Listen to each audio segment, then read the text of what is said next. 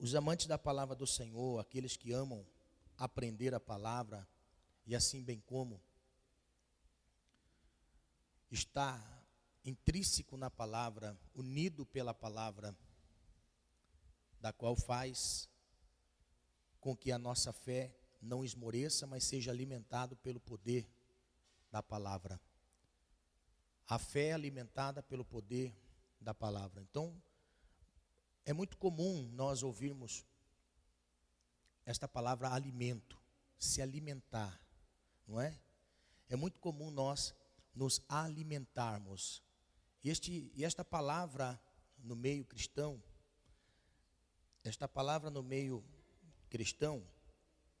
é muito ouvida.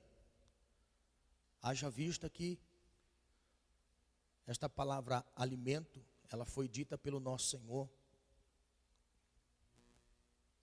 para nós que confessamos a Cristo como nosso Senhor. Então, a palavra do Senhor, ela foi tão ensinada aos discípulos, que eles compreenderam o significado do novo nascimento, e assim bem como desta palavra como alimento. No entanto que 1 Pedro, abra sua Bíblia comigo, 1 Pedro, antes de eu entrar no assunto da cura da alma, eu sei que tem muitas pessoas pela internet também acompanhando, eu recebo mensagens de pessoas pela internet. Irmãos, o que Deus está fazendo pela internet, temos que congregar pessoalmente. E eu vejo que o testemunho que eles estão dando pela internet, de pessoas que não podem estar aqui, devido à distância, eu recebo mensagens de pessoas que estão distantes de nós, que não estão na mesma cidade que nós, estão em cidades distantes. E eu recebo mensagem de pessoas dizendo: pastor, está sendo muito edificante o ensino da palavra, está sendo muito edificante, é um alimento sólido. Eu glorifico ao Senhor, porque eles não fazem parte do hall de membros do nosso ministério, mas se alimentam da palavra que Deus dá a nós.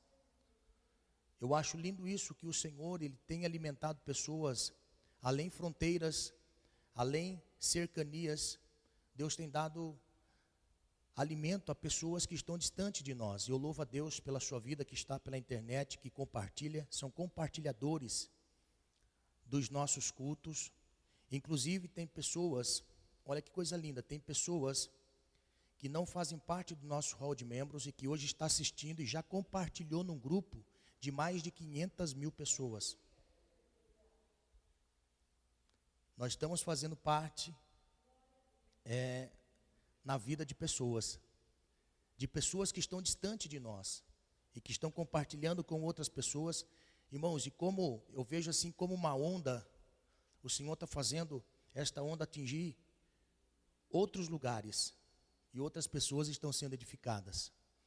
Inclusive pessoas que estão nos visitando, porque está vendo que o alimento que Deus nos dá nesse lugar é um alimento para um crescimento espiritual. Para um crescimento espiritual. E eu louvo a Deus por isso, porque nós podemos tocar a vida de pessoas que nós nem conhecemos pessoalmente, mas que faz parte deste grupo de pessoas que estão pessoalmente aqui, que estão presentes aqui e que no Espírito estão sendo edificados pelo Senhor. Glória a Deus por isso. E eles não perdem o culto de ensino. E eu louvo a Deus, quero mandar um abraço a todos vocês que estão aí me acompanhando, que Deus abençoe vocês em nome do Senhor Jesus. 1 Pedro capítulo 2, verso 1, já que nós falamos muito sobre alimento, né, nós nos alimentamos, e a palavra de Deus é um alimento para nós. 1 Pedro capítulo 2, verso 1, diz assim: deixando, pois, toda malícia e todo engano, e fingimentos, e invejas, e todas as murmurações, desejai afetuosamente, como meninos novamente nascidos, o leite racional, não falsificando, para que por ele vades crescendo. Olha o que Pedro, andando com Jesus 3 anos e meio, ele aprendeu com o Senhor. Talvez Pedro não estivesse com Jesus quando Nicodemos foi visitar Jesus, ou foi procurar Jesus à noite. Talvez Pedro não estava com Jesus. Não temos relato disso se os discípulos estavam com Jesus. Porém, nós podemos ter em mente que esta palavra que Jesus disse para Nicodemos, Jesus poderia ter dito isso várias vezes em particular, acerca do nascimento no reino de Deus, do novo nascimento. A partir do momento que nós nascemos do Espírito de Deus, porque Jesus, ele disse que não veio implantar uma religião, Jesus veio implantar um reino, e o que rege este reino é o próprio Pai, na pessoa do Filho, que executou o plano e o projeto de salvação, e o Espírito que dá manutenção neste que é o grande reino do Senhor, que está espalhado pelo mundo todo. Então, a palavra que Jesus anunciava era o novo nascimento, era uma vida nova no Senhor, era uma vida nova em Deus. Então, os discípulos estavam habituados a ouvirem Jesus a respeito desse reino e desse nascimento que estamos inseridos no reino. E quando nós assim entendemos o novo nascimento, que vem muito mais do que um aglomeramento de pessoas, aonde nós estamos reunidos, ou talvez nós fazemos parte, estamos habituados a estar, muito mais do que estar no ambiente físico, é estar no reino de Deus, no reino do Espírito. E é o reino do Espírito que rege essa matéria, é o reino do Espírito que rege essa carcaça, do qual nós, olhando para a vida dos discípulos, nós podemos chegar a algumas conclusões que eles também eram imperfeitos, mas que passaram a ter entendimento a respeito do Espírito atuando dentro de nós. E este é o propósito. E uma vez nascendo de novo, Jesus traz para nós, em João capítulo 3, a expressão, talvez para o entendimento humano seja incompreensível, porque para um homem letrado foi incompreensível, e ele pergunta para Jesus, após Jesus dizer que necessário era nascer de novo, ele fica tão chocado que ele diz assim, mas como que pode eu, sendo velho, entrar no ventre da minha mãe e nascer de novo? Então, isto mostra para nós que ser cristão é passar por um novo nascimento, e por este novo nascimento nós passamos a ingressar no reino, e ingressando no reino, somos alimentados pelo Espírito de Deus, que através da sua palavra traz para nós convicções da nossa fé, da nossa crença, daquilo que vamos desfrutar com confiança. Então, quando nós olhamos para Pedro na narrativa, nesta primeira carta, Pedro, ele mostra para aqueles que estavam sendo discipulados e pastoreados por Pedro, onde ele delega nessa carta ensino a respeito do reino de Deus. Ele diz que uma vez nós deixando as coisas velhas, aquilo que nós antes fazíamos e que nós estamos ingressados no reino, ele diz que nós temos que desejar afetuosamente, ter uma afeição, uma intimidade, uma proximidade, a afeição, estar com afeição a esta vida nova no Senhor, desejar afetuosamente, de forma mais íntima, de forma com mais objetivo, não apenas estar no ambiente, mas fazer com que esta afeição de intimidade em nós nasça, a ponto de nós nos alimentarmos com a presença de Deus através da sua palavra. Por isso que ele diz, desejar afetuosamente como meninos nascidos, o leite racional. O leite racional, ou seja, nascidos de novo, aprendemos com o Espírito de Deus através da sua palavra e nos alimentamos de um alimento mais, eu posso dizer infantil, porque o leite é para os meninos, não é? Para as crianças novas, e o leite, ele passa a ser algo supérfluo quando nós atingimos uma maioridade, uma idade, aí nós precisamos de um alimento sólido. Então, desejar afetuosamente. Esta palavra que gera em nós a mudança que o Cristo espera de nós, ela vem através do poder que há nesta palavra. E quando eu desejo afetuosamente, eu posso dizer isso com convicção, quando nós desejamos que esta palavra faça efeito nas nossas vidas e nos alimente espiritualmente, nós precisamos nos alimentar dela todos os dias. Todos os dias estamos sendo alimentados. Quando crianças espirituais, nós vamos nos alimentando com um alimento sólido, verdadeiro, para que nós venhamos a ter um crescimento. Crescimento, grave essa palavra, eu gosto muito dessa palavra crescimento, no entanto que o nome do ministério é crescer em Cristo. Esta palavra crescimento é necessário para nós. A palavra crescimento é necessário para todo cristão. Uma vez nós nascendo de novo, nós precisamos crescer. Nós não podemos ficar apenas meninos na fé. Nós precisamos crescer. Então, nós aprendemos. E quando nós chegamos à estatura de um varão, homem, adulto, o apóstolo Paulo diz, olha, quando eu era menino, pensava como menino, discorria como menino, mas agora eu cresci e deixei as coisas de menino. Então o apóstolo Paulo, ele diz que quando ele passa a ter o entendimento do reino de Deus e do Cristo do qual ele professava a sua fé e da convicção que ele teve no seu novo nascimento, ele diz, quando eu era menino, eu tinha coisas que não compreendia, não entendia, mas quando eu cresci, eu deixei as coisas de menino e agora me torno um adulto na fé. Ou seja, eu passei a ter um crescimento e desse crescimento hoje gero frutos para o reino de Deus. Nós precisamos crescer dentro de um entendimento sadio, dentro de uma palavra que traz para nós nutrientes, porque toda palavra verdadeira traz nutrientes espirituais e nós precisamos crescer. Talvez você entenda o que eu estou dizendo, porque uma criança, se você pegar uma criança, você começa a observar suas atitudes, não é? Uma criança quando briga, lembra quando nós éramos criança, quando a gente brigava? Belém, Belém, nunca mais ficou de bem, não é? Era um bico para lá, um bico para cá, não é? Não é verdade? Olha só, criança não sabe se preparar para sair. Já prestou atenção? Criança não sabe se preparar para sair. Uma criança fala assim, olha, vamos sair a tal hora.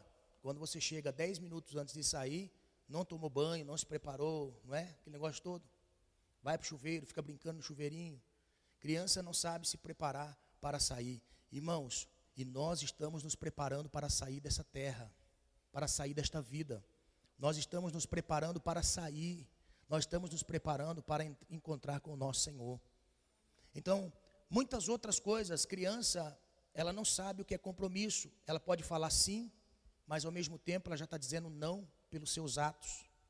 Uma criança não sabe sustentar a sua palavra. Uma criança, ela não sabe administrar coisas. Se você pegar R$500 e falar assim, vai depositar no banco, pega lá o Felipe, Luiz Felipe, fala para ele, vai lá, deposita para a mãe no banco R$500. Criança não sabe valorizar, não sabe dar valor naquilo que realmente tem valor. Ele pode trocar os R$500 por um pirulito, se alguém lhe disser, olha, eu tenho aqui um pirulito, você me dá os R$500, eu te dou o pirulito. Então, quando nós falamos sobre infantilidade espiritual, nós estamos falando de algo que traz consequências graves no reino de Deus, como também pode trazer benefícios grandiosos no reino de Deus. Então, isto aqui é questão de nós entendermos. Nós precisamos ser alimentados com uma verdadeira palavra após um novo nascimento, e desse novo nascimento ser alimentado desde criança com leite racional e depois com uma comida sólida, aonde nós passamos a entender e a compreender as nossas responsabilidades dentro do reino de Deus. E assim bem como desfrutar dos benefícios de estar no reino de Deus. Aleluia. São inúmeros os benefícios que nós temos por fazer parte do reino de Deus. Nós temos benefícios, a mordomia cristã é maravilhosa e nós podemos passar aqui alguns meses aprendendo sobre mordomia cristã, coisas maravilhosas, aquilo que está disponível a nós. Mas, nos dias de hoje, nós podemos observar que grande número de pessoas que entram para o evangelho não entra dentro. Entram para o evangelho, mas o evangelho não faz parte da sua vida diária. Aí nós podemos ver inúmeros casos de pessoas que hoje estão insatisfeitos como crentes, como cristãos, não conseguem desfrutar da grandeza que há no reino de Deus. Aleluia. A grandiosidade infinda de promessas a nós que estamos no reino de Deus. Aleluia. Amém? Então que nós possamos desfrutar disso através de um crescimento sadio e também de um favorecimento quando chegarmos no momento da necessidade. porque não há necessidade que Deus não possa suprir, e nem aquilo que nós temos em nossas mãos que não pode tornar em abundância. Amém? Aleluia, glória a Deus. Então que possamos ter o desejo de aprender do Senhor, de aprender de Deus. Lógico que nós não vamos colocar Deus numa maca e fazer a anatomia de Deus, porque nós não conseguimos entender a mente de Deus, nós não conseguimos compreender Deus. Amém? É por isso que um ateu, ele é ateu, porque ele tentou entender Deus, mas a mente, a massa cefálica não teve capacidade de entender Deus. Então ele preferiu ser ateu e dizer que Deus não existe, do que aceitar que Deus existe e que está presente nas nossas vidas, porque ele passou a não entender Deus. Então é um perigo muito grande nós nos frustrarmos com Deus, querendo entender Deus. Deus nós aceitamos, compreendemos aquilo que Ele revelou pela sua palavra, e assim bem como caminhamos na fé, crendo naquilo que Ele disse para nós. Amém? Glória a Deus, que nós possamos crescer em Cristo, em nome do Senhor Jesus. Vamos lá, nós estamos falando sobre a alma. Então, nós não temos uma alma, nós somos uma alma. Nós somos uma alma que tem um corpo. Nós somos um ser espiritual no mundo físico, tocando físico, e nós somos um ser físico tocando espiritual. Então, tudo isso faz sentido na nossa vida quando nós passamos a entender o mundo de Deus. Deus é espírito. Deus não é físico, Deus é espírito. Então, a partir do momento que nós buscamos a Deus, temos que entender que Ele não se revela no âmbito físico. No âmbito físico, Deus não se revela. Deus se revela no âmbito espiritual, que torna-se visível no mundo físico usando pessoas. Usando pessoas. Pessoas que estão no físico e que, assim, têm Deus em si, como uma semente de fé, como uma semente dentro de si, uma essência dentro de si. Até porque, irmãos, a fé é uma essência. A fé é uma essência. É por isso que ela é confundida muitas vezes com fruto. Ela é uma essência, porque ser semente é uma essência. Quando você olhar para uma semente, você pegar nas suas mãos uma semente de qualquer fruta, ou de qualquer hortaliça, ou de qualquer cereal, quando você pegar uma semente, você colocando nas suas mãos, você tem que entender assim, ó, isto daqui é uma essência. Isto é uma essência. Então vamos lá.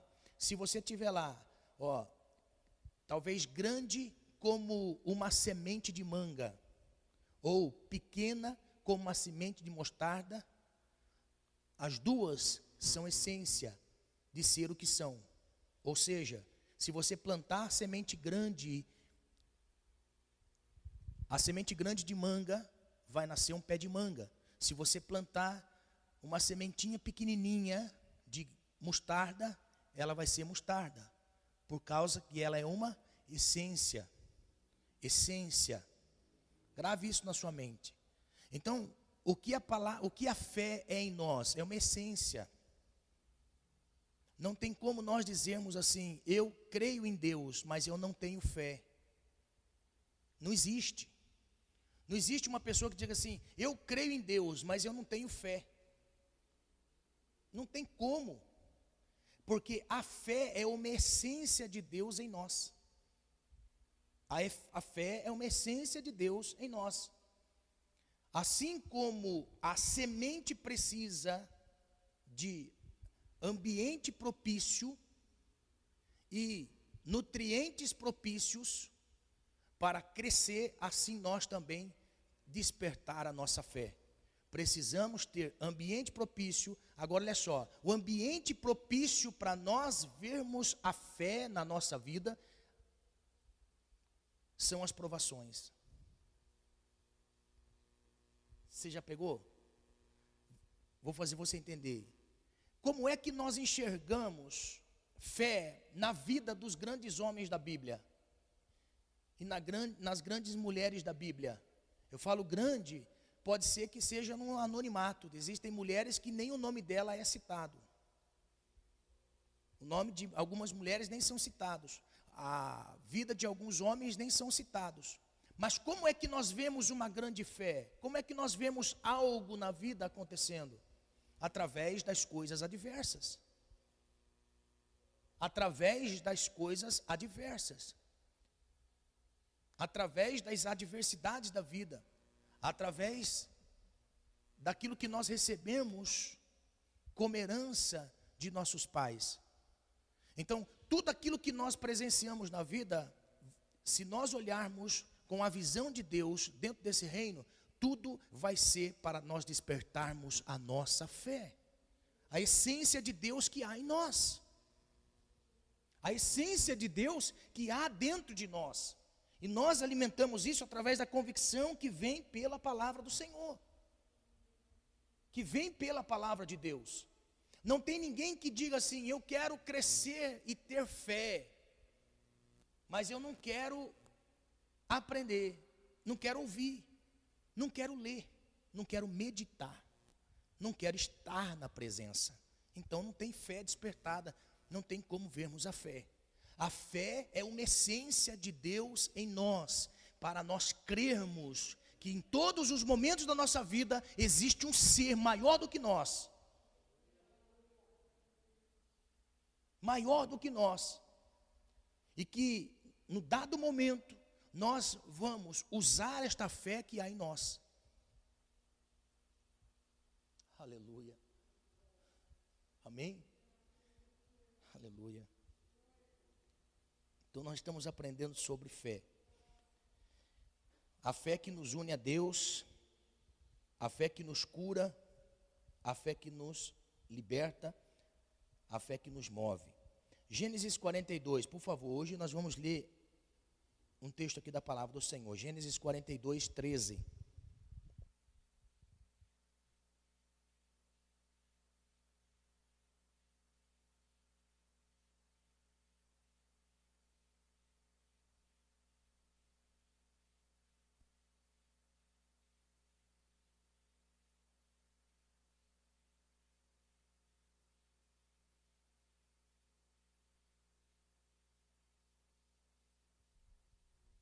Gênesis 42, 13 em diante.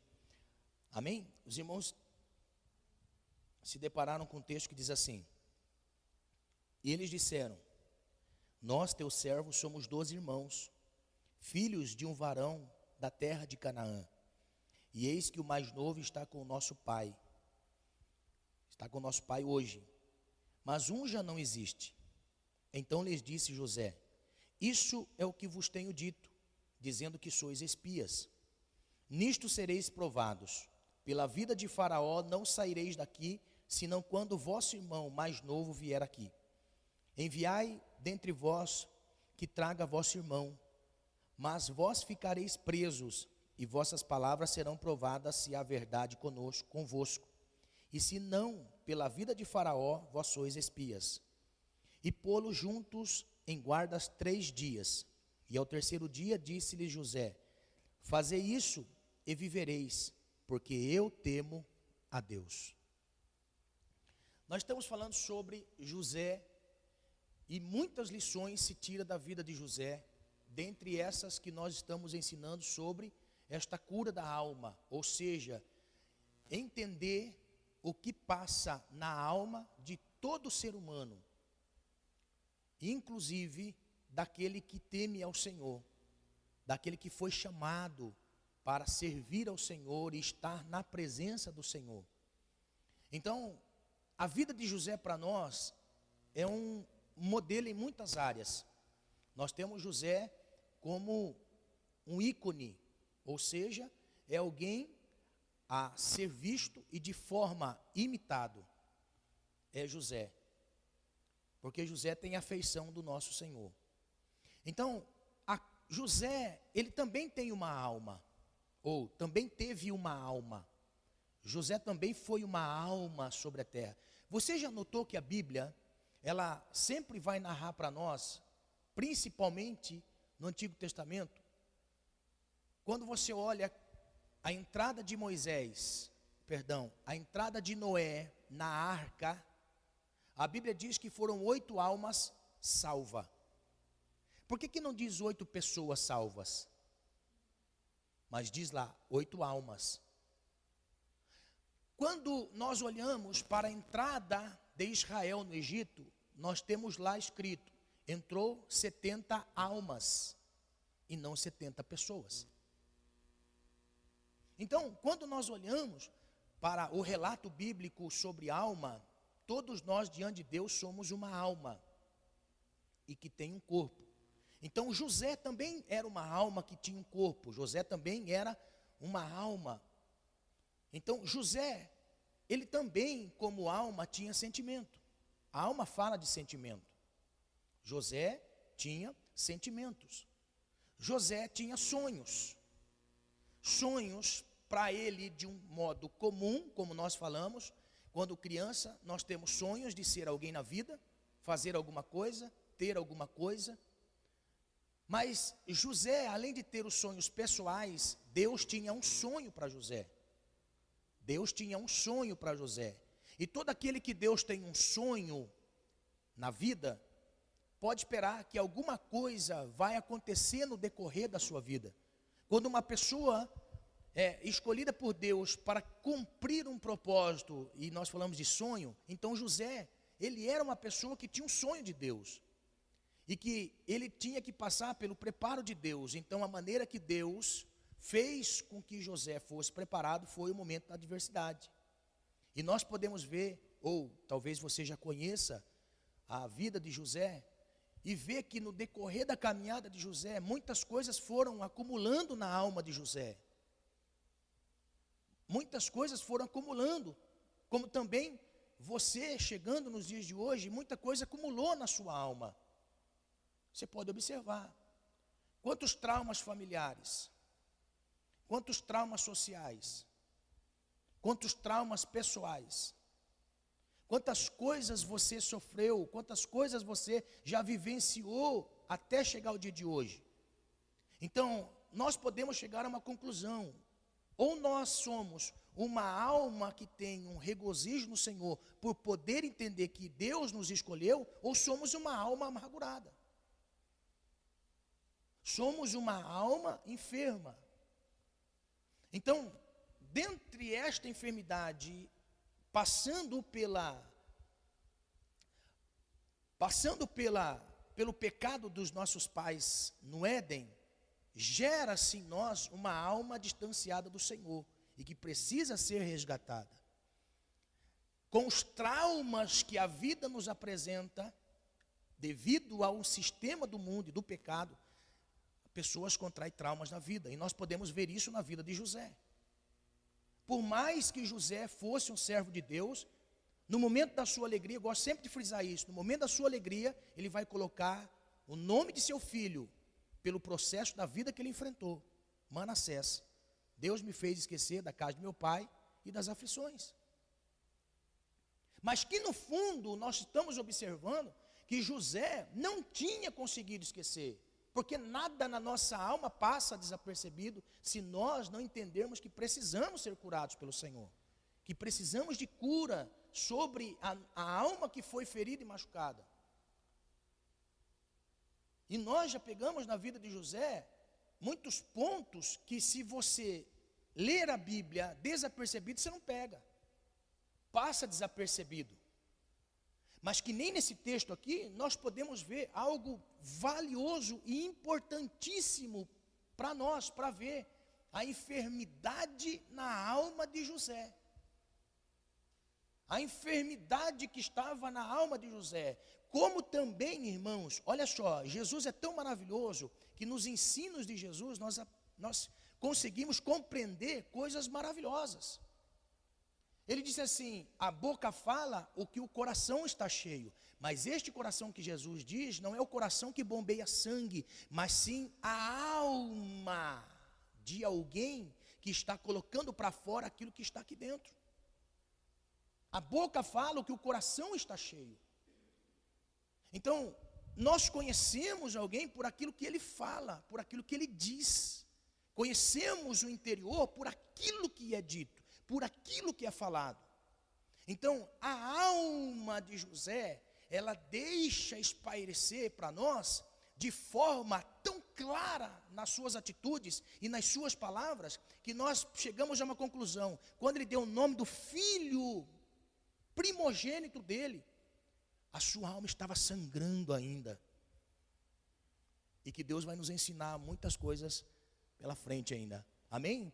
Olha só, nesses versículos, nesses versos que nós fizemos menção, nós vamos aprender uma coisa muito clara acerca de uma alma ferida. É uma alma que sempre, olha só, eu não posso dizer sempre porque que foi a oportunidade que ele teve, mas é uma alma que devolve afronta. É uma alma que está disposta a devolver afronta. É uma alma que está disposta, uma alma ferida, é uma alma que na oportunidade ela devolve afronta. Na oportunidade ela devolve a moeda.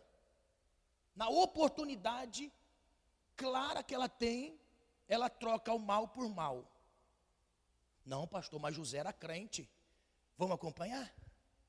Vamos acompanhar no texto? Amém? Vamos garimpar nessa noite?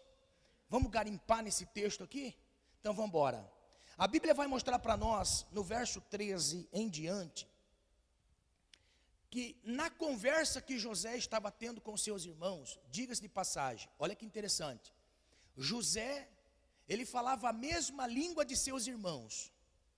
José falava a mesma língua de seus irmãos. Porque quando José sai da casa de seus pais, ele já tinha um intelecto formado. José, aparentemente, José tinha mais de 13 anos de idade. Ninguém sabe com exatidão, mas tinha aproximadamente. Então ele já tinha um intelecto formado.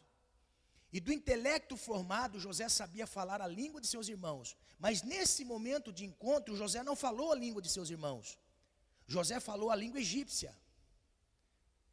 José, neste momento aqui de encontro com seus irmãos, ele usou um intérprete para traduzir o que os seus irmãos diziam e o que ele dizia.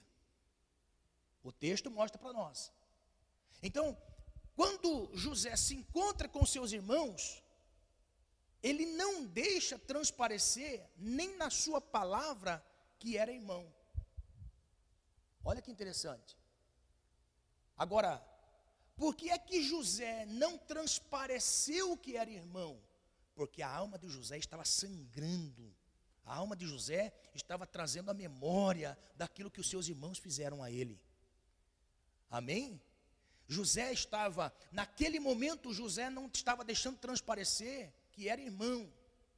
Irmão, aqui vai um perigo muito grande. Olha só, quem tem uma alma ferida e que desta alma aproveita a oportunidade para trocar a moeda, para devolver a moeda, não se parece irmão. Sabia? Eu vou provar na Bíblia que não é filho de Deus. Pastor do céu, o senhor está dizendo heresia. Tô não. Nada na Bíblia está por acaso, eu vou mostrar. Amém? Então vamos lá. Então naquele momento que José está conversando com seus irmãos, tem um intérprete interpretando a fala de José para com seus irmãos e dos seus irmãos para com José. Então naquele momento ali era José um estrangeiro diante daqueles que tinham promessa de Deus. Olha só.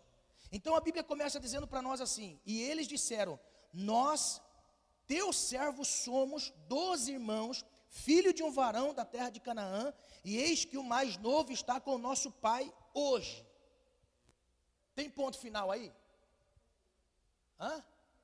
Tem um ponto e vírgula. Olha só. A conversa estava desenrolando, José queria encurralá-los, até porque José, ele estava com a sua alma sangrando, ele queria encurralar seus irmãos em todos os aspectos, devolvendo a eles uma afronta, porque ele estava com a mente no passado. Lembra que nós aprendemos? Falou asperamente contra seus irmãos. Então a conversa dele era para que se ele pudesse extrair de seus irmãos aquilo que a sua alma estava precisando. E nesse momento José ouve de seus irmãos algo muito importante e algo muito relevante para nós. Por quê? Porque José volta a dizer assim: vocês são espias que vieram para espiar a terra do Egito, porque são terras boas e prósperas, e vocês vieram para apenas espiar a terra, para tomar posse dela, porque José sabia que a promessa era dos hebreus. Promessa de prosperidade, de crescimento, de bênção, de atrair nações. Naquele momento José estava querendo incriminá-los de tal forma, porque a sua alma queria devolver a paga. Então eles vão dizendo assim: não, nós somos pessoas honestas, nós temos um pai que está na nossa terra, e nós temos irmãos, inclusive um não veio. Quando José ouve assim, um não veio, era aquilo que José queria saber. Por quê? Porque aquele irmão que não veio era Benjamim. E nós vamos aprender que Benjamim trouxe lembranças boas para a vida de José, porque Benjamim era irmão de sangue de José, não como seus irmãos que era apenas sangue do pai. Benjamim era sangue de mãe, sangue do sangue. Então o amor que ele tinha para com Benjamim era tamanho, porque Benjamim trouxe boas lembranças para José. Agora olha só que interessante, quando nós analisamos que José, ao ouvir que Benjamim não veio, está com o nosso pai, e nós somos pessoas boas, nós somos pessoas confiáveis, e não somos espias, José, ele até para. Por isso que o escritor coloca ponto e vírgula, porque houve um silêncio. Houve um silêncio no ambiente. Quando os irmãos dizem assim: não somos espias, temos um pai, o nosso pai está na nossa terra com um irmão mais novo. Ponto e vírgula. Os irmãos hesitaram em dizer qualquer coisa a respeito de José. O silêncio estava no ambiente, por isso está o ponto e vírgula. Não está apenas uma pausa para a respiração. Ou seja, é alguém que está falando, de repente pausa, e continua falando. Não, ponto e vírgula é a expressão de que houve um silêncio no ambiente. Houve uma apreensão no ambiente. José estava pressionando seus irmãos, sem eles saberem que José era seu irmão que estava falando naquele momento. José estava pressionando para conhecer a história, para relembrar a história, para trazer a memória, para ver se eles estavam arrependidos ou não. Olha só, naquele momento que para dizendo assim, temos um irmão e está com o nosso pai. Peraí, está com o pai? Está aquele silêncio. Aí os irmãos, na narrativa, diz assim, mas um já não existe. Irmãos, quando os irmãos disseram assim, tem um que está com o nosso pai, hoje está com o nosso pai, mas um já não existe. Olha só, naquele momento, quando José ouve assim, tem um que está com o pai, mas um já não existe. Irmão, naquele momento ali, naquele momento que José ouve esta palavra, de que realmente seus irmãos fizeram toda a trama para matá-lo, e naquele momento, para os irmãos de José, aquele que eles tramaram há muitos anos atrás, já não existia. Naquele momento José perde o sentido, irmãos. Naquele momento José perde o sentido. Naquele momento José, ele fica cego de ira. Naquele momento José, ao ouvir, olha só, ao ouvir pelo intérprete, que um irmão já não existia mais, porque o texto mostra para nós, ponto e vírgula, pausa, silêncio, até que um diz, mas um já não está entre nós, um já não vive mais. Quando o intérprete diz para José, José fica irado, irmão, José fica irado, porque o texto mostra isso para nós. Acompanhe comigo no texto. Acompanhe, vamos garimpar isso aqui, em nome do Senhor Jesus. Ó, vamos garimpar. Já não existe. Agora, olha a fala de José. Então, José, então. Ou seja, esse então não está por acaso. Podia seguir uma narrativa comum. E José falou. Mas então deu ênfase na palavra ofensiva de José em relação a seus irmãos. Então José falou. Ó, é a mesma coisa se você tivesse assim, ó, ouvindo uma narrativa de uma história de alguém. Puxa, ontem estava na rua e lá na rua eu presenciei uma batida de carro. E naquela batida de carro estavam ali os dois conversando e de repente o cara que tinha sido levado prejuízo na batida, ele parte para cima do outro. Aí a pessoa para, aí você fala assim, mas e daí? Então, rapaz, você não imagina o que aconteceu. Você não imagina o que aconteceu. Algo grave. O cara estava armado, matou o outro. Ó, olha a narrativa. A narrativa, ela obriga alguém a dar uma resposta de imediato. Quando ele é atacado na sua afronta. Então, esta palavra então, ela vem para mostrar para nós que naquele momento José toma fala. José toma frente. Então José falou. José não deixou quieto. José, ele não foi calmo. Então José falou. Então José disse: isso é o que eu vos tenho dito, dizendo que sois espias. Ponto. Lembra, vocês são espias. Não, nós não somos. Nós somos filhos de um pai trabalhador, de promessa na nossa terra, e tem um irmão que está com o nosso pai ainda. Nós somos em muitos irmãos, mas um já não existe. Então José disse assim: estou dizendo para vocês que vocês são espias. Eu não estou dizendo para vocês que vocês são espias. Vocês vieram para espiar a nossa terra. Vocês não vieram apenas comprar comida, vocês vieram espiar a nossa terra. Olha, irmão, olha o tom de voz de alguém que está com a alma ferida, machucada. Alguém que está com a alma machucada. Agora segue a narrativa. Segue a narrativa. Nisto sereis provados. Ó.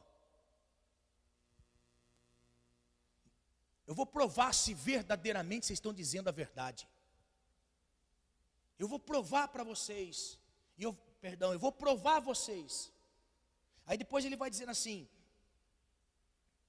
pela vida de Faraó, olha só, pela vida de Faraó, ou seja, alguém mais importante neste mundo hoje é Faraó. Então, pela vida de Faraó, ou seja, não tem como ninguém tocar a vida de Faraó hoje. Não tem ninguém. Mas pela vida de Faraó, ó, pela vida de Faraó, pela pessoa mais importante. Tem aquelas pessoas que falam assim: eu juro por Deus. Não é? Tem pessoas que falam: eu juro por Deus, pela minha mãe, por tudo que é mais sagrado, que eu estou falando a verdade. Não é? Quando você quer provar alguma coisa, tem pessoas que vão ao extremo. Eu juro por Deus, juro pela minha mãe, juro pela coisa mais sagrada nesse mundo. Ó, aqui José estava dizendo assim, ó, pela vida de Faraó, que é dentre todos governantes no mundo o mais importante até agora. Pela vida dele, ele está dizendo: não saireis daqui, senão quando o vosso irmão mais novo vier aqui. Aí o que fez José? Olha a sua narrativa. Vocês enviam um e traga o irmão, mas vós ficareis presos, e vossas palavras serão provadas se a verdade convosco, e se não pela vida de Faraó, vós sois espias. José estava querendo matar seus irmãos. José estava querendo acabar com a vida dos seus irmãos. José falou assim: pela vida de Faraó, que é mais importante do que a vida de vocês. Olha o que disse José. José falou assim: para mim, Faraó tem mais importância do que a vida de vocês. Pela vida de Faraó, se vocês não trouxer o irmão mais novo, todos vocês vão ficar aqui. A intenção de José é: da mesma maneira que vocês fizeram comigo, eu vou fazer com vocês a partir de hoje. Está entendendo? A partir de hoje, da mesma maneira que vocês fizeram comigo, eu vou fazer com vocês. Não, pastor, não é isso. Não, olha o verso seguinte. 17.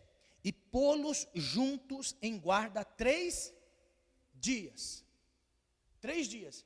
Agora, olha só o verso seguinte, diz assim: e ao terceiro dia, disse-lhes José: fazei isso e vivereis, porque eu temo a Deus. Por que José, ele visita os seus irmãos no terceiro dia, e diz assim: se vocês fizerem aquilo que foi dito,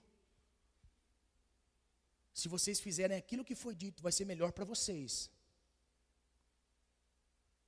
Agora olha só, essa palavra última que José disse, porque eu temo a Deus. Depois de 3 dias, agora você imagine, 3 dias, José colocando a cabeça no travesseiro, sabendo que a sua alma ferida da qual estava,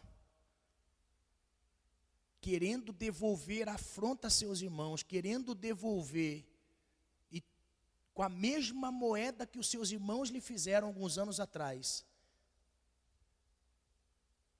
José colocava a cabeça no travesseiro, imagina a luta espiritual que não estava esse jovem. Você já experimentou essa luta? Amanhã, quando eu chegar no trabalho, eu vou falar tudo aquilo que está guardado aqui, porque eu não aguento mais. Ou seja, alguma coisa está incomodando aqui. A alma está ferida, está incomodada para tomar uma posição em relação a uma coisa, e você sabe que aquela coisa não vai ser boa para você. Porque é alma. É alma. Imagine José dizendo assim: eu vou devolver a afronta aos meus irmãos. Vou deixar eles presos lá. Eu vou deixar eles presos. Da mesma maneira que eles fizeram comigo, vou deixar eles presos para experimentar o que eu experimentei nessa vida. Mas ao mesmo tempo, ele diz assim: não, José, você teme a Deus, José. Aleluia. Aleluia. Aleluia. Não tem aquela luta que você está ali na cama e você fala assim: não, agora eu quero pegar, mas vou fazer assim. Não é? Mas ao mesmo tempo você fala assim: não, você teme a Deus. Aleluia. Você já enfrentou isso na vida? Você que me acompanha pela internet, você já enfrentou isso na vida? Você está guardando dentro de si algo e você não vê a hora de poder explodir aquele negócio. E só espera uma oportunidade. E aquele negócio fica remoendo, igual vulcão, irmão. O vulcão fica com aquelas lavras lá embaixo e fica borbulhando. Chega um determinado tempo, aquele negócio explode e puff! Não é? Imagine José com esse vulcão dentro de si, mas ao mesmo tempo ele sendo um homem de Deus. Aleluia. Aleluia. Sabe o que essa luta mostra para nós, irmão? Que muitas pessoas na Bíblia também tiveram essas lutas. Muitas pessoas tiveram essas lutas internas. Quando nós recebemos o Espírito Santo de Deus no nosso espírito, a nossa alma quer fazer muitas coisas que não é do agrado do Espírito. Quer falar muitas coisas que não é do agrado do Espírito. Mas você já viu a luta, o embate que há dentro de nós? Dentro de nós. Por quê? Porque na realidade, o homem de Deus, que tem o Espírito de Deus, porque o próprio Faraó disse: olha, esse homem tem o Espírito de Deus, por isso ele revelou sonhos. Ele tinha, irmão, sobre si o Espírito que vinha sobre ele e que estava trabalhando nele. Agora se imagine a alma ferida, querendo devolver a afronta.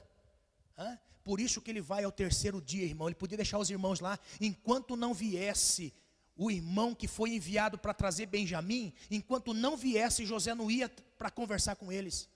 Mas quando José foi lá, ao terceiro dia, José disse assim: olha, façam isso que eu estou dizendo para vocês. Olha o tom, olha o tom. Vocês são espias, vocês vieram para espiar a terra, vocês vão ficar presos. Agora José vai lá e vai dizer assim: puxa, façam isso e vocês vão viver. Era que dia? Ao terceiro dia. José, ele fala assim: faça isso porque vocês vão viver. Aí ele vai dizer assim: porque eu temo a Deus. Mas a alma de José estava gritando dentro de si. Agora você imagine uma pessoa, irmão, uma pessoa que não ora, uma pessoa que não tem vida de comunhão com o Espírito Santo, não sabe nem o que é comunhão com o Espírito Santo, não é? Dobra os joelhos. Já viu a oração daquele que não teme a Deus? Porque eu posso dizer isso, irmão. Aquele que não teme a Deus, a única oração que ele faz é para o almoço. Jesus, obrigado pelo almoço, amém. Vem uma prova, aí naquela prova ele vai para o quarto da oração: Senhor Jesus, me dá Senhor, me dá Senhor, me dá Senhor. Não é aquele devocional. Já viu que as consagrações nossas, as nossas consagrações, jejuns, é tudo a favor de alguma coisa? Você já percebeu? Vou fazer jejum para quê? Para uma causa na justiça. Vou fazer jejum para quê? Para Deus salvar meu esposo e minha esposa. Vou fazer jejum para quê? Para Deus abençoar minha vida financeira. Vou fazer jejum para quê? Jejum para isso, jejum para aquilo. Quantos jejuns nós fizemos para agradar ao Senhor, dizendo assim: Senhor, eu não quero nada, eu quero somente me aproximar de Ti.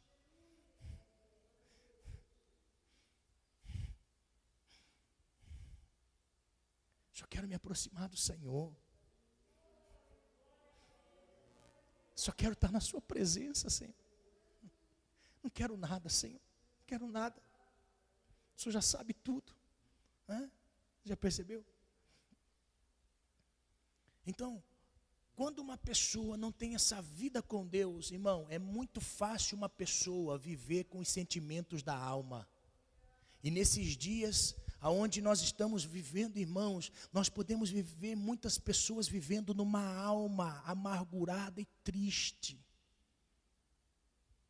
a ponto de dizer assim: eu não tenho força para servir ao Senhor.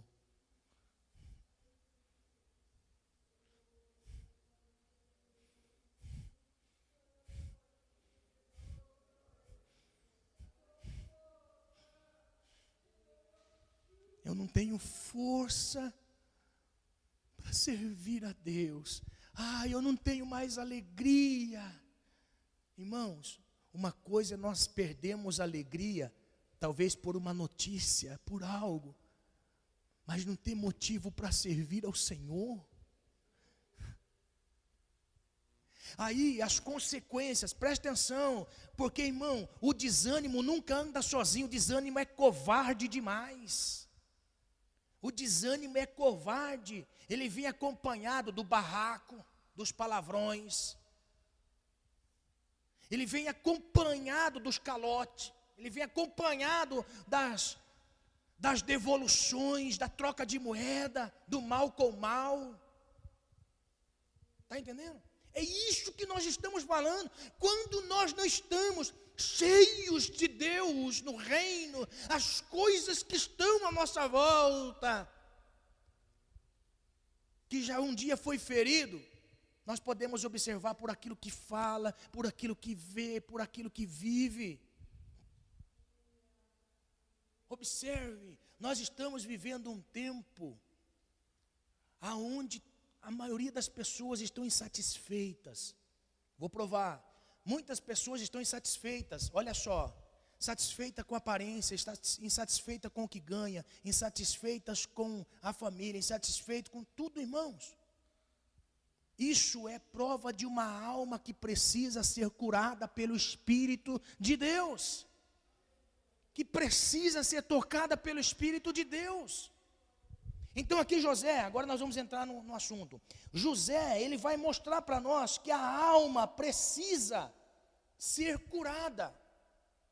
Quando ele fala a seus irmãos, lá no calabouço, ele diz assim: eu temo a Deus. José relutou com a sua alma e conseguiu vencer, porque ele tinha intimidade com Deus. Esta palavra não é da boca para fora, esta palavra veio acompanhada de atitude. 3 dias antes, José queria matar seus irmãos, queria deixar seus irmãos presos, mas 3 dias depois, relutando consigo e com o espírito, relutando dentro de si, ele chega a uma conclusão: eu temo a Deus, o que eu estou fazendo? Então, irmãos, trocar mal por mal, isso é coisa grave. Coisa grave demais. Eu não estou dizendo, deixa eu fazer você entender o seguinte: eu não estou dizendo o mal que a gente vê aí fora, tá? Não estou dizendo disso. O mal que nós vemos aí fora, ou seja, quanta desgraça acontecendo, quantas pessoas maldosas demais, quanto mal nós estamos vendo, e pessoas, não estou dizendo lá, estou dizendo de cá. Amém? Eu estou dizendo de cá, de dentro do reino. Eu não estou dizendo das pessoas que não conhecem, estou dizendo das pessoas que passaram a conhecer, que passaram um tempo dentro de uma igreja. Eu não estou dizendo de pessoas que estão pelo lado de fora, porque lá de fora é maldade mesmo. Lá de fora escreveu, não leu, pau comeu, lá de fora é afronta, lá de fora é morte, lá de fora, lá de fora. Eu estou dizendo daqui de dentro. E quando eu falo daqui de dentro, irmão, não é só esse ambiente da igreja local. É da igreja espalhada por esse Botucatu afora. É da igreja espalhada por esse Brasil, por esse mundo afora. Eu não estou dizendo apenas de uma igreja local, amém? Eu estou dizendo do ambiente que nós estamos. Pai do Senhor, irmão, Pai do Senhor, terra, manto, né? Uns são graça e paz, outros shalom, está entendendo? Mas fazem parte desse movimento. Irmãos, diga-se de passagem, nós estamos vivendo um tempo tão terrível, e que às vezes nós colocamos, parece, medo na nossa alma, dizendo assim: rapaz, deixa tudo sair, vai para o meio do mato, você não vai melhorar não, está entendendo? É por isso que o movimento dos desigrejados está aumentando, irmãos. Esse movimento está aumentando por quê? Por causa desse negócio. Nós precisamos, em nome de Jesus, dar uma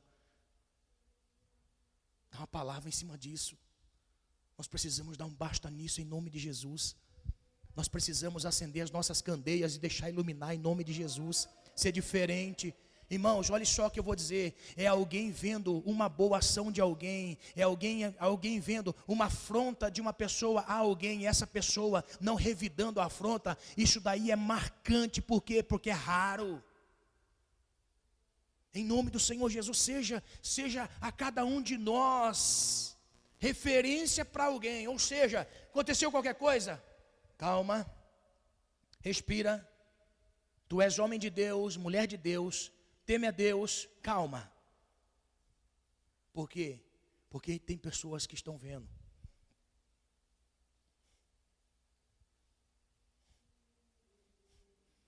Nós nunca estaríamos falando isso de José, se José naquele dia não tivesse dito assim: olha, eu temo a Deus. Dentro de José estava um vulcão para trocar moeda, mas José falou assim: eu temo a Deus. Então, nós não podemos tornar mal por mal. Eu não estou dizendo isso de coisas agravantes, eu estou dizendo isso de coisas talvez tão pequenas. Coisas tão pequenas. E que o Espírito que é em nós se entristece de tal forma. Então você que está anotando, anote aí, Romanos capítulo 12, verso 17 em diante, tem algumas lições aqui. Romanos 12, 17. A palavra do Senhor, ela vai dizer assim, Romanos capítulo 12, verso 17. Diz assim: a ninguém torneis mal por mal, procurai as coisas honestas perante todos os homens. Se for possível, quando estiver em vós, tende paz com todos os homens. Tende paz com todos os homens. Esse texto, irmãos, ele mostra para nós que a antipatia pessoal e a inimizade, o ódio, não deve levar ao comportamento injusto. esse texto mostra para nós algo muito importante. Essa antipatia pessoal. Ou seja, você já ouviu aquele negócio assim, a pessoa fala assim, ai, que tal pessoa é antipática. Na realidade, essa antipatia não é no lado físico. Esta pessoa antipática, que talvez é conhecido aquela pessoa que tem um olhar altivo, não olha as pessoas da mesma maneira que deveria. Olhar altivo, medindo. Pessoa antipática que na realidade não combina com ninguém, tem problema com todo mundo. Você já viu existem pessoas que são antipáticas, pessoas que não fazem boas amizades, só faz por interesse. Aquelas pessoas que têm amizades por interesse, se aproxima de alguém para ver se consegue ganhar alguma coisa, não é? São pessoas antipáticas, pessoas que não fazem bons relacionamentos. Olha, não fica com aquela pessoa, aí quando sai diante daquela pessoa já vai ter inimizade, semear inimizade com outra pessoa. São pessoas antipáticas. Agora olha só, isso não é da pessoa, isso é da alma da pessoa. Isso não é do físico, é do espiritual. A alma desta pessoa tem mancha, tem mácula, tem mágoa, tem rancor. Então olha só, a antipatia pessoal, a inimizade e o ódio são três coisas que caminham praticamente juntas para fazer esta pessoa se tornar antipática desse jeito. E nós estamos vivendo dias, irmãos, que existem pessoas que não têm apatia, ou seja, pessoas que não são amáveis por fora. Pessoas que estão esperando os momentos para retribuir o mal com o mal. Precisa de cura na alma. Mesmo sendo crente, irmão, presta atenção, libertação é uma coisa. Libertação é uma coisa. Hoje nós temos culto de libertação. Venha cá, que todo mal vai sair. Olha só, vem, só o demônio sai. A alma continua amargurada. A alma da pessoa continua amargurada. A alma não se converte após uma libertação. A alma não se converte após libertação. A alma, ela se regenera através da palavra de Deus. Aleluia! Agora, a palavra de Deus só vai surtir efeito na vida de alguém que diz como Pedro, eu quero este alimento espiritual para mim. Para que eu possa crescer saudável. Olha só. Irmão, olha que coisa interessante. Uma pessoa não pode desejar, não pode tornar mal com mal. Não pode. Olha o que o texto vai dizer para nós em Êxodo 23. Êxodo 23, olha que coisa simples. Quando uma pessoa tem uma inimizade com alguém, e este alguém quer lhe devolver a afronta por causa de uma alma ferida, de uma alma sangrando, de uma alma que não foi curada, ele quer que o seu inimigo se lasque. Você que está procurando Êxodo 23, eu vou ler um verso aqui, ó. Não se alegre quando o seu inimigo cair, nem exulte o seu coração quando ele tropeçar.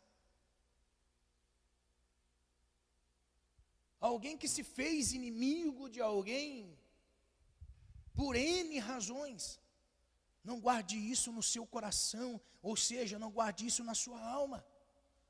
Nós não podemos guardar isso na nossa alma, que senão isso é mal demais para nós.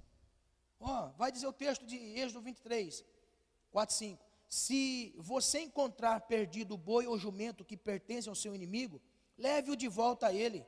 Se você vir o jumento de alguém que odeia caído sob o peso de sua carga, não abandone, procure ajudá-lo. Irmão, isso aqui foi Deus dizendo quando o povo ainda estava no deserto. O povo estava no deserto, sem lei, Deus estava instituindo as leis. Deus ele vai dizer assim, olha, se porventura você encontrar o jumento de teu inimigo, não faça descaso. Pegue ele e leve lá para o seu inimigo. Se você encontrar o jumento do seu inimigo com uma carga pesada sobre si, não deixe o jumento do seu inimigo morrer onde ele está. Ajude ele, tire a carga do jumento, coloque o jumento de pé, coloque a carga novamente em cima e leve o jumento para o seu Senhor, para o seu inimigo. É lógico que aqui ninguém vai sair para a rua, irmão, vai encontrar o jumento do seu inimigo. Amém? Mas eu quero traduzir, se você encontrar o seu inimigo com o pneu furado na rodovia, para o carro. Pega o seu step, coloca no carro dele. Irmão, ninguém está falando que você tem que beijar seu inimigo, ninguém está falando que você tem que falar assim, eu faço juras de amor para o meu inimigo, não é isso que Deus está querendo, Deus não quer isso. O texto que vem na sequência vai dizer para nós, não é isso. O que nós precisamos entender é, o nosso inimigo tem uma alma como nós temos, da mesma maneira que a chuva cai para nós, cai para ele também. E se porventura alguma coisa do seu inimigo, cortar a luz do seu inimigo, faça um fio da casa.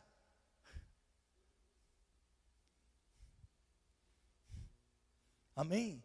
Ah, pastor, é difícil mesmo, confesso, é difícil. Ninguém consegue não. O que nós mais queremos é pegar o inimigo para o pescoço, dar uma voadora nele. Não é? Pegar o inimigo para o pescoço. Ah, desgraçado. É, nós queremos fazer isso. Não é fácil, eu não sou assim. Está entendendo? Agora, uma vez nós estando em Deus, irmão, é uma luta dentro de nós. Agora, olha só, eu estou dizendo uma narrativa. Vamos chegar no ponto que nós queremos. Então, a antipatia pessoal, inimizade e ódio não deve levar a um comportamento injusto. Nós não podemos ser injustos.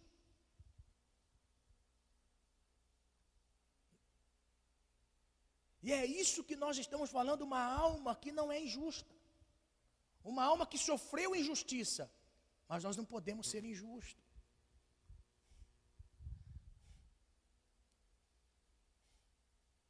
A Bíblia vai dizer para nós, não suje as mãos na vingança. É, pastor, não é para nós sujar a mão na vingança? Não, não suje a mão na vingança. Olha o que o texto vai dizer de Romanos, continuando aquilo que você lê, estava aberto ali, Romanos 12, verso 19, está dizendo assim, não vos vingueis a vós mesmos, amados, mas dai lugar à ira, porque está escrito, minha é a vingança, eu recompensarei, diz o Senhor. Olha só, nós não podemos sujar as nossas mãos para a vingança. Não podemos sujar as nossas mãos para uma vingança. Por que Davi não construiu o templo ao Senhor? Porque nas mãos de Davi havia sangue. Nas mãos de Davi havia sangue. Irmão, aqui vai uma revelação forte. Nas mãos de Davi havia sangue. Davi fala, Senhor, eu quero construir um templo para o Senhor. Deus fala, não, Davi, na sua mão tem sangue.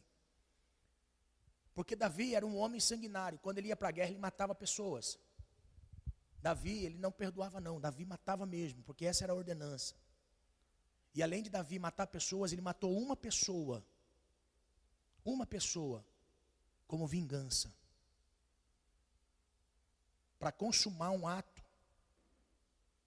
Ele mata Urias, mulher de Batseba. Não foi o comandante quem matou e nem colocou na frente para ser morto. Foi Davi quem matou Urias. Por isso que Deus veio para Davi. Davi matou muita gente na guerra. Mas uma alma que Davi matou que não era para ter matado. Sabia? Davi matou muita gente, a ordenança de Deus. Ó, o profeta Jeremias usa uma palavra de Deus assim, ó. Maldito é aquele que veda a sua espada do sangue. Ou seja, maldito aquele que vai para a guerra e não puxa a espada para matar pessoas. Essa era a ordem de Deus para o povo. Vai, mata na guerra, mata. Mas quando Deus fala para Davi assim, Davi, nas suas mãos tem sangue. Deus está dizendo assim, você, Davi, vingou o sangue de um homem que não era para ter feito. Você matou uma pessoa porque você soube do pecado que você cometeu. E para passar impune, você tirou a vida daquela pessoa, sendo aquela pessoa justa. Na sua mão tem sangue. Não suje a sua mão no sangue de uma pessoa, mesmo sendo um inimigo. Ah, pastor, mas eu nunca vou matar ninguém, pastor. O senhor pode ter certeza, viu, pastor? Eu nunca vou matar ninguém, então a minha alma está tranquila. Deixa eu dizer uma coisa. No reino de Deus, do qual nós estamos inseridos, nós não matamos pessoas quando tiramos o sangue ou a vida daquela pessoa. Porque Jesus estava ensinando. Aí Jesus, ele usa algumas palavras para mostrar que ele estava embasado na palavra e como rabino ele estava dando uma interpretação da lei. Então ele começa dizendo assim: não ouviste o que disseste aos antigos? Ó, não matarás. Eu, porém, vos digo. Ó, um rabino interpretando a lei, ou seja, a lei estava ali, agora precisava de uma interpretação. A interpretação que eles tinham é: matar alguém é levar uma pessoa a óbito, derramar sangue. Mas Jesus disse assim: eu, porém, vos digo, se algum de vós se encolerizar contra seu irmão, já o matou. Porque a pior morte não é aquela que você mata. Porque aquela que você mata a pessoa, tirando a vida dela, aquilo ali é a consumação do que está aqui dentro. Do que está dentro do coração, da alma. Está entendendo? Pode observar, uma pessoa que tem uma pessoa guardado na alma, e aquela pessoa machuca tanto a alma, que dá vontade de matar. Agora olha só, Jesus, ele vai dizer para nós, que aquilo que está na nossa alma, é muito mais prejudicial, do que aquilo que eles faziam antigamente, que era matar pessoas. Porque a morte de uma pessoa, é muito costumeiro nós ouvirmos assim, ó: para mim, esta pessoa morreu. Quem daqui já não ouviu isso? Para não dizer, quem daqui já não falou isso? Sou ser humano, irmão. Amém? Olha só que interessante. Não suje as suas mãos para vingar sangue. Não suje, não faça isso. Filho do reino que tem alma sarada. Por isso que José disse: eu temo a Deus. Se você teme ao Senhor, em nome do Senhor Jesus, receba a cura para essa alma. Se porventura alguma coisa está machucando aí dentro, em relação à pessoa, em nome de Jesus, libera, em nome do Senhor Jesus. Não vingue, porque olha o que Deus vai dizer em Romanos capítulo 12, verso 19, que você já achou. Não vos vingueis a vós mesmos, amados, mas dai lugar à ira, porque esta está escrito: minha é a vingança, eu recompensarei, diz o Senhor. Agora, esta lei foi tirada de Deuteronômio 32, 35, a mesma palavra, a mesma. Porém, em Deuteronômio diz assim: minha é a vingança e a recompensa. Olha que interessante. Aqui Paulo usa o termo apenas vingança para mostrar que aquilo que nós temos dentro da nossa alma é para vingar com as nossas próprias mãos. Mas todo aquele irmão que não se vinga com as suas mãos tem recompensa.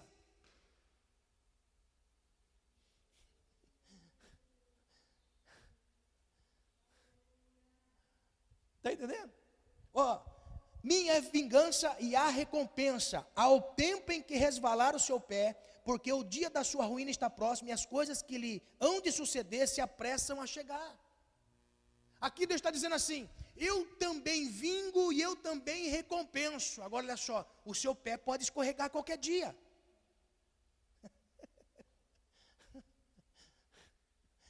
Como o pé do outro. Irmão, se nós temos essa mentalidade, eu vou me vingar hoje, será que não tem alguém dizendo assim: eu vou me vingar de você também?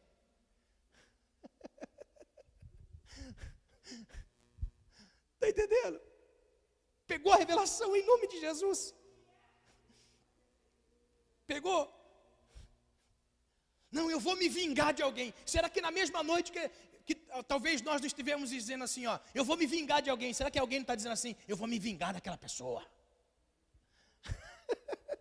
Está entendendo? Em nome do Senhor Jesus, entenda, a vingança vem de Deus e a recompensa também, preste bem atenção. Só que não viva apenas esperando a vingança de Deus sobre aquele que te magoou. Não viva. Não vejo a hora de Deus vingar. Irmão, é triste quando isso acontece. Não deseje a vingança. É difícil? Muito. Porque a natureza humana, ela quer trocar com a mesma moeda, ela quer devolver com a mesma paga. Está entendendo? Em nome de Jesus, descansa. Acalma a sua alma. Diga assim, minha alma espera em Deus, pois ainda eu o louvarei. Aleluia. Ó. Sejamos filhos de Deus. Mateus capítulo 5, verso 44. Olha só, o que eu quero dizer. Mateus 5,44, ó, diz assim o texto: eu, porém, vos digo, amai os vossos inimigos, bendizei os que maldizem, fazei bem aos que odeiam, e orai pelos que vos maltratam e vos perseguem, para que sejais filhos do vosso Pai que estais nos céus. Então quer dizer que, olha só, irmão, isso aqui é sério. Então quer dizer que, quando eu, com uma alma amargurada, mesmo cantando, ó quão cego eu andei, perdido vaguei, longe, longe do meu Salvador, se porventura eu burlo alguns mandamentos desse, eu não sou filho de Deus. Ó, é forte demais, Brasil. Aqui está algo muito importante para nós. O que Jesus estava querendo dizer aqui, irmãos, para chegar ao nível disso aqui, ninguém consegue. Ninguém consegue chegar a esse nível. Aqui é um modelo do que Jesus espera de nós. Analise comigo. Quando nós analisamos alguns pontos na Bíblia, que para ser alguém que está inserido no reino, precisa viver como preceitos que estão aqui na Bíblia, e que se não vivermos, estamos fora do reino. Quando a Bíblia trata isso, ela não quer colocar em nós um comodismo, ou seja, já que eu não consigo, eu não vou tentar. Porque isso aqui, ninguém consegue viver. Ninguém consegue viver. Olha o que Jesus está dizendo. Eu, porém, vos digo, amai os vossos inimigos, bendizei os que vos maldizem, fazei bem aos que vos odeiam, orai pelos que vos maltratam e vos perseguem. Ninguém consegue. Por isso Jesus veio como um modelo para nós, e as palavras que ele diz é como modelo, para nós nunca desfalecermos na busca da melhoria cada dia. Está entendendo? Estas coisas que estão na Bíblia e que são impossíveis de ser atingidos, é para nós termos a mentalidade assim, ó, isso daqui é um modelo, é um parâmetro, isso aqui é um parâmetro de medida, eu tenho que chegar até aqui, eu estou aqui, ó, eu sei que eu vou chegar lá, eu sei que eu vou alcançar lá, eu sei que eu vou chegar lá, porque essa palavra, irmão, não é filho de Deus quem não ama, quem amaldiçoa não é filho, ó. Estas palavras soam muito forte para nós, a ponto de nós dizermos assim, já que eu não consigo, então não vou ser mais crente. Estas palavras não é para humano nenhum, porque ninguém consegue. Estas palavras são palavras motivadoras, encorajadoras, para nós nunca pararmos nesse nível, é entender, eu cheguei até aqui, daqui eu tenho que subir mais um pouquinho. Está entendendo? Ó, para dizer que é filho do reino, se alguém bater de um lado, tem que dar o outro. Está entendendo? A cura da alma, a ponto de alguém ferir você. É lógico que isso aqui tem uma interpretação de um costume da época, Mas olha só, bater de um lado, dá o outro. Se alguém pedir assim, vamos caminhar uma milha comigo? Ande duas. Se alguém te pedir a capa, dê a túnica. É a mesma coisa de nós dizemos, irmão, de nós dizemos assim, você não é crente? Jesus não mandou você fazer tal coisa para mim? Então faz. Jesus não mandou você dar carona para mim? Mas a Bíblia está dizendo assim, dá o carro também. Você está conseguindo entender? Essa palavra que Jesus dá para nós, que é a palavra do reino, Ele não quer que nós venhamos dizer assim, eu não consigo e não vou tentar. Não, é olhar assim, eu já cheguei até aqui, eu quero chegar até lá. Talvez você esteja na cama como José, eu vou matar meus irmãos, eu vou matar eles. Mas ao terceiro dia ele desce lá, dizendo assim, olha, façam isso e vocês vão viver, porque eu temo a Deus. Está entendendo, irmãos? São as experiências que nós passamos na vida, irmãos, presta atenção no que eu vou dizer. São as experiências que nós passamos na vida que vai nos garantindo que nós estamos no caminho certo. Você está entendendo? É o Senhor, irmãos, é o Senhor, vem em nós um coração desejoso a mudar, desejoso a ser curado, porque, irmão, o Espírito de Deus é uma pessoa, e Ele está em nós, para mudar cada um de nós, sabia? Mas se você disser assim, não quero mais, não aceito, não consigo, não vou parar, entra um comodismo, uma frieza espiritual, o abandono da fé. Agora, se eu olhar para mim e falar assim, eu tenho que chegar até lá, e eu vou conseguir em nome de Jesus. Não é fácil, mas também não é impossível. Amém? Olha só, eu já vou encerrar. Aqui tem um texto em Romanos, você que está em Romanos, que eu queria que você prestasse muita atenção, que agora vem algo muito importante dessa mensagem. Se você tiver mais 10 minutinhos, amém? Se vocês me der mais 10 minutinhos, eu já vou encerrar. Por favor, agora que vai entrar num assunto importante. Romanos capítulo 12, no verso 20, nós temos aqui algumas palavras.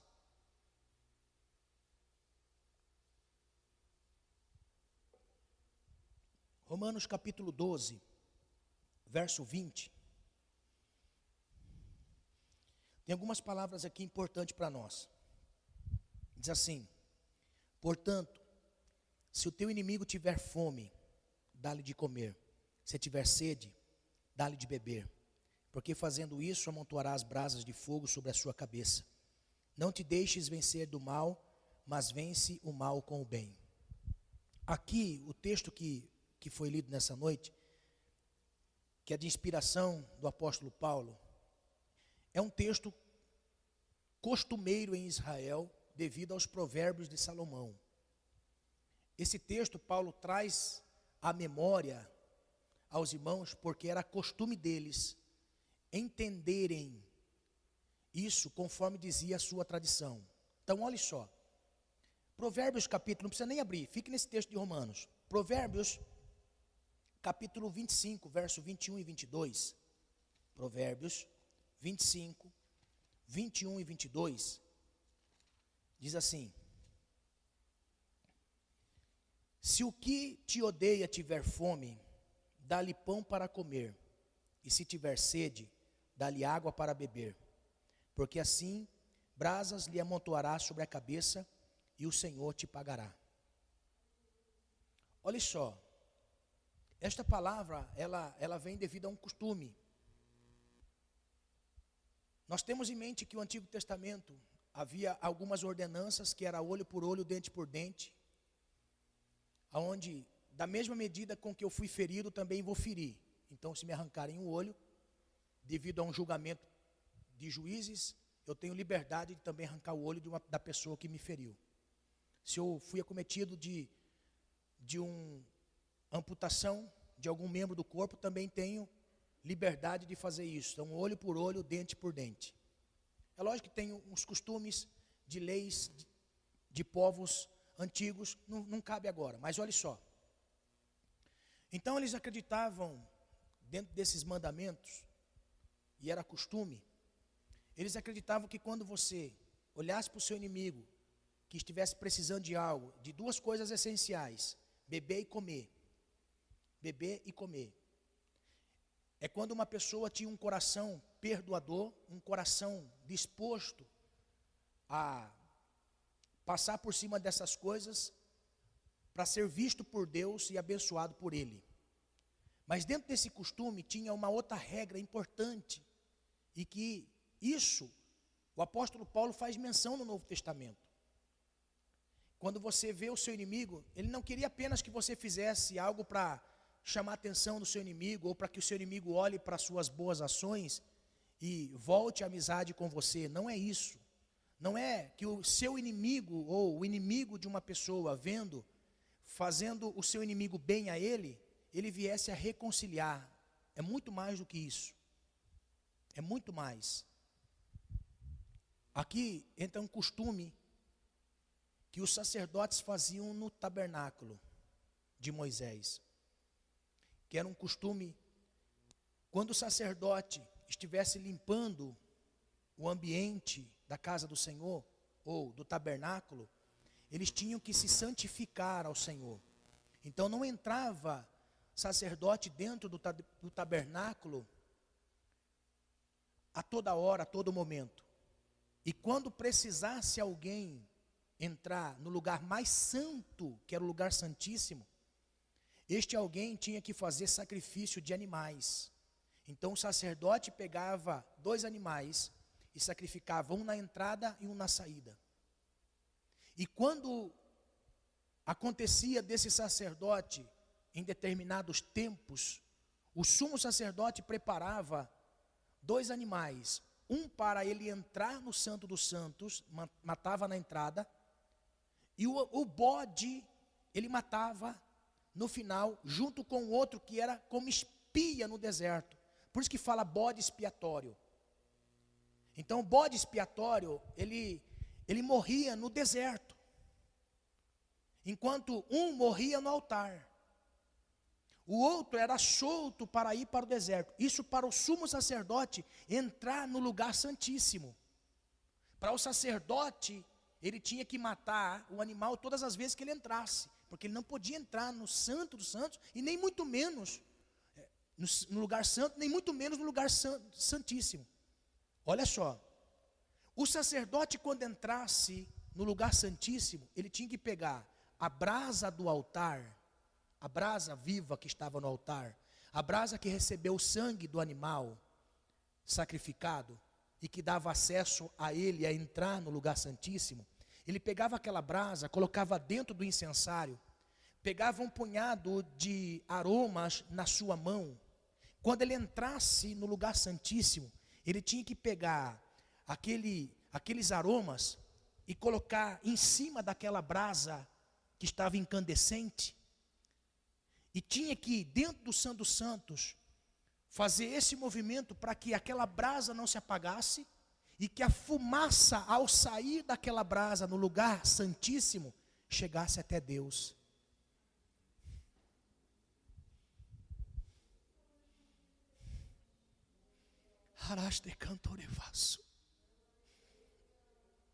O apóstolo Paulo, dentro do costume, ou dentro da lei que se regia a nação, era a seguinte: se uma pessoa porventura se tornasse inimigo de alguém por N situações, e esta pessoa que fez o agravo recebe benefícios desse inimigo, como 2 coisas essenciais, beber e comer. Quando esta pessoa tivesse recebendo a água ou o alimento, olha só, no mundo espiritual, ou no entendimento que eles tinham, era a seguinte: que aquelas mesmas brasas que estavam no lugar santíssimo, estava sobre a cabeça daquela pessoa, e como aroma suave você colocava o incenso, ou as utensílios aromáticos, à medida que você dá a água e a comida, é lógico que é muito mais do que isso, mas duas coisas essenciais. Diante de Deus, este seu sacrifício subia como fumaça de incenso. Preste atenção agora que é maravilhoso. Quando José, olha, eu estou tudo arrepiado, irmão. Quando José estava com seus irmãos, ele disse: façam isso para que vocês vivam, porque eu temo a Deus. Sabe o que aconteceu na cabeça de seus irmãos? Na cabeça, as brasas vivas estavam queimando a cabeça deles.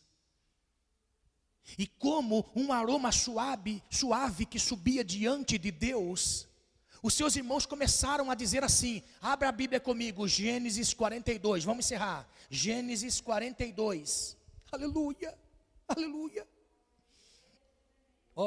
Gênesis 42, verso 21, enquanto José colocava as brasas sobre a cabeça de seus irmãos pela sua atitude de não guardar rancor na alma, de não guardar essas coisas na alma, querer trocar o mal com o mal, Deus estava fazendo com que eles caíssem em si do que haviam feito. Aleluia, aleluia, aleluia. Porque é isso que Deus quer. Deus quer que nós venhamos orar pelos nossos inimigos, orar por eles, para que esta fumaça suba diante de Deus.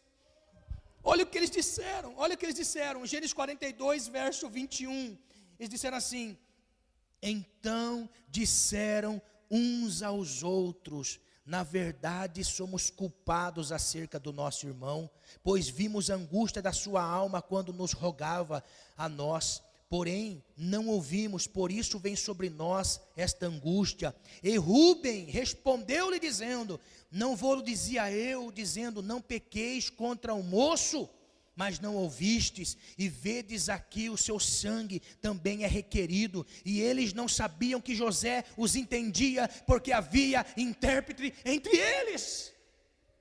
Agora olha só, irmão, os irmãos de José não sabiam que José estava ali. Agora você imagina, irmão, presta atenção comigo, imagine a alma de José naquele momento.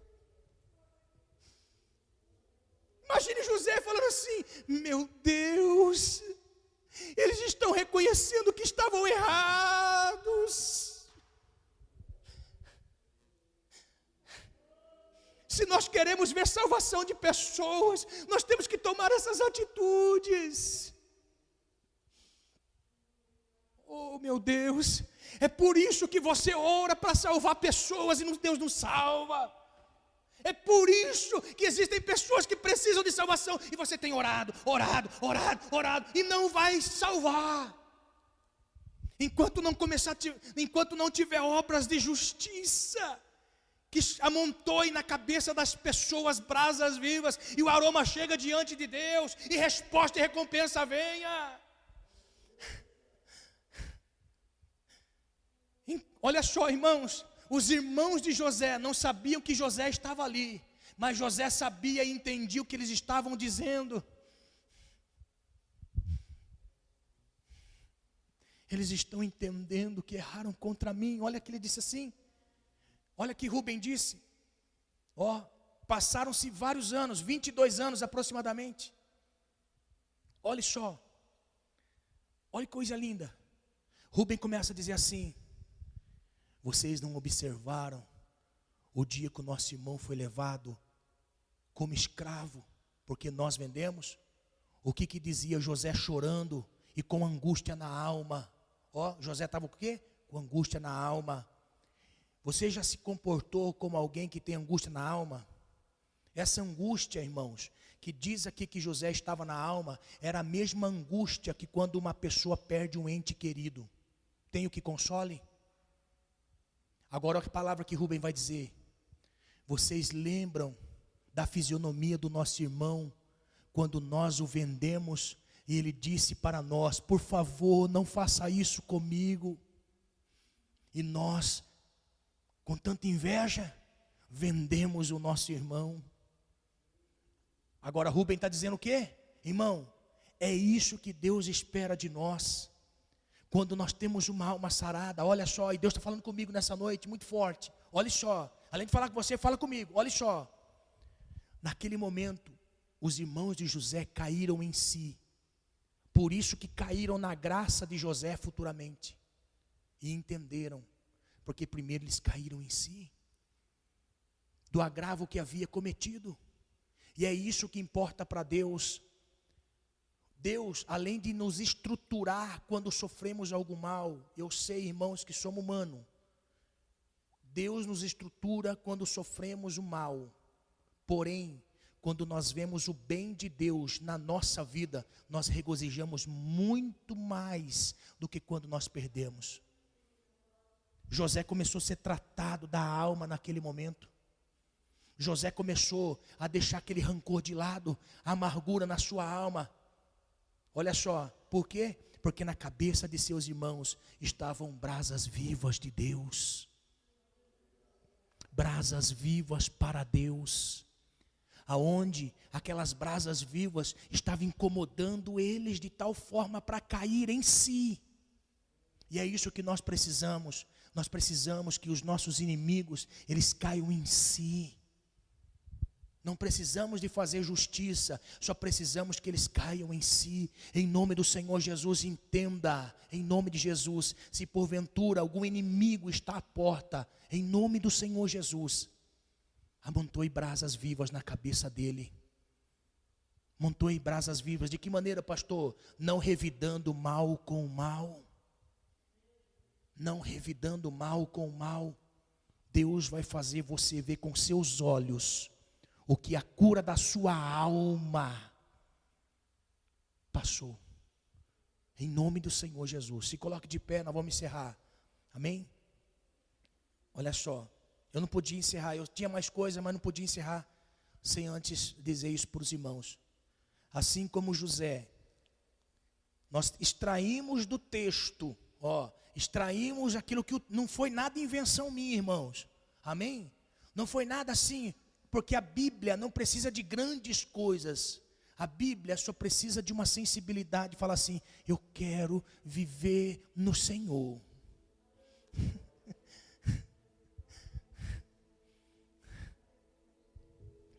Eu sei que existem muitas coisas que nos lançam fora de Deus, e aqui vem o esfriamento espiritual. Aqui vem o esfriamento espiritual, é quando as coisas começam a abarrotar na nossa alma.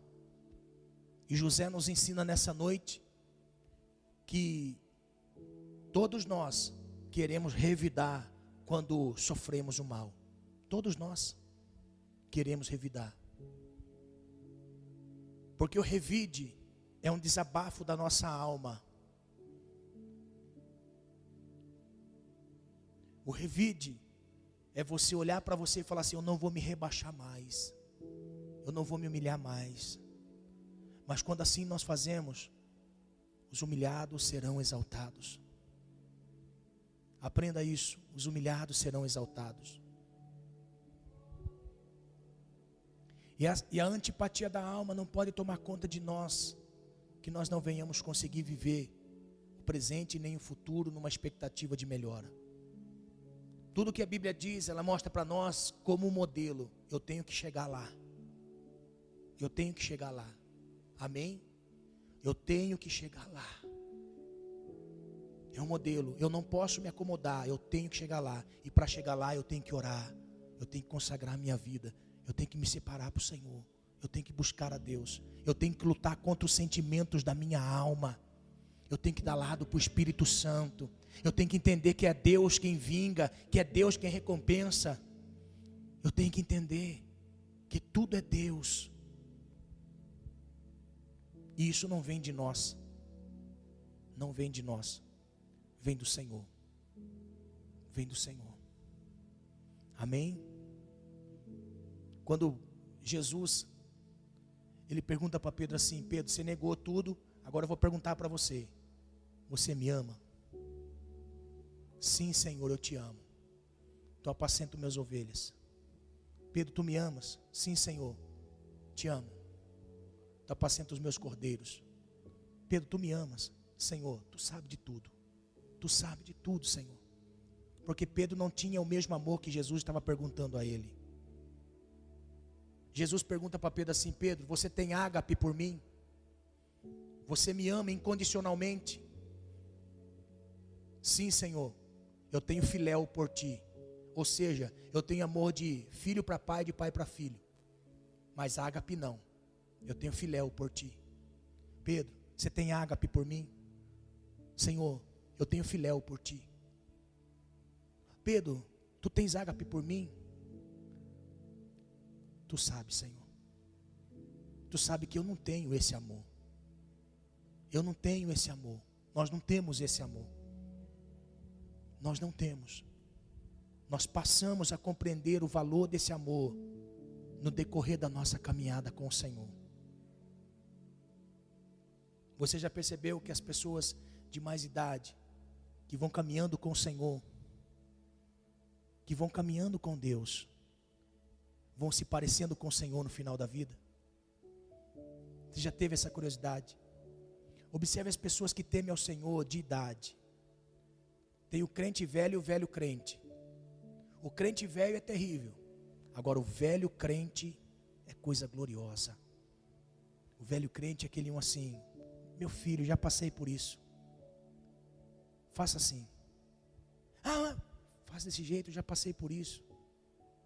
Ô vó, como que é? Faça assim, meu filho, eu já passei por isso. Esse aqui é o caminho, ande por aqui. Ô vô, não sei o que, não sei o que. Meu filho, faça assim, ande assim. Jesus vai te abençoar assim, assim, assim, assim. É gostoso, não é, irmão? Já percebeu que com o caminhar com o Senhor vai mudando a cada um de nós? Sem menos perceber, nós conseguimos chegar no topo.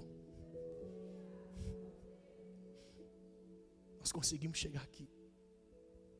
E é isso que o Senhor nos leva a vida inteira. A vida inteira o Senhor nos leva a viver isso. A vida inteira o Senhor nos leva a viver isso. A vida inteira, a vida inteira. Por isso, em nome do Senhor Jesus, entenda: nunca perca os momentos que Deus permite para que a sua fé seja expressa.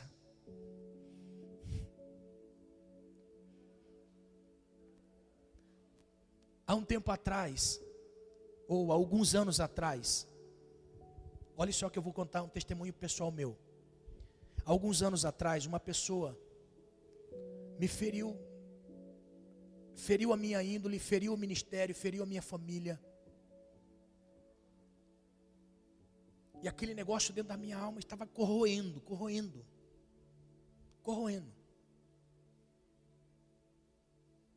Há uns dias atrás, cheguei na pessoa, mesmo não tendo feito nada, sofrido, eu cheguei na pessoa e disse assim: olha, eu vim conversar com você. Se eu fiz alguma coisa para você, me perdoa. Se em algum momento eu fiz algo, me perdoa. Eu quero liberar o perdão, e eu quero sentir o perdão. Irmão, sabe que você olhar assim, a pessoa fala assim, ó, dentro de si, com um sorriso aqui no canto da boca, ela pensar dentro de si, dizendo assim: tá vendo? Falei que um dia ele ia vir aqui. Tratar assim com arrogância, sabe? Aquele negócio assim, como se, ah lá, ó, tá vendo? Eu sempre tive certo. Agora veio aqui. Irmão, naquele momento, eu senti a minha alma sendo liberta. A minha alma sendo liberta. Sabe o que nós precisamos? É usar a fé. É saber que nós precisamos ser inteligentes. A sabedoria nos torna pessoas inteligentes, com sabedoria para caminhar no futuro. A fé nos faz isso.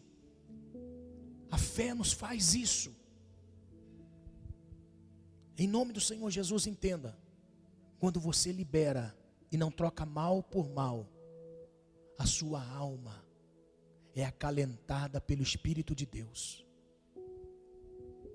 E a convicção da filiação, irmão, é coisa grandiosa.